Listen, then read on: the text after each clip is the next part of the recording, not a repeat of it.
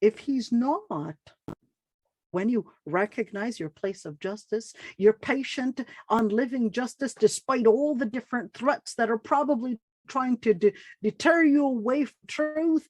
And despite all the advantages or the offers that you're probably getting, but you're living the satisfaction, you're living the iffa, in order to grow even in that capacity, you would basically put, even if it meant your life on the line and your wealth on the line, you're living the courage to actually live to the principle, live the mission, and emulate what the prophets and the prophets and the messengers were living in, the legacy of the prophets and the messengers, despite all the fear, to take, despite all the fear, ready to take all the roads and ready to take the roads to figure out a way to support the truth.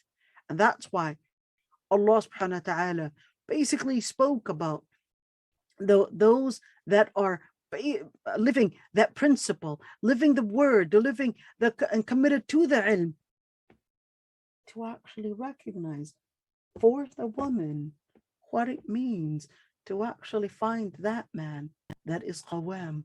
So when we speak about qawama, we're first going to be recognizing what it means to be the person of qawam, what it means to be a man, what it means to embrace it. Who am I giving this level to? Who am I choosing to be the person in qawama? But unfortunately, what we're seeing today is many people confused. Why do I need to obey the man? That's because you don't know what manhood is, my dear. Maybe if you would have known what the definition of manhood is, then, and maybe if you would have actually identified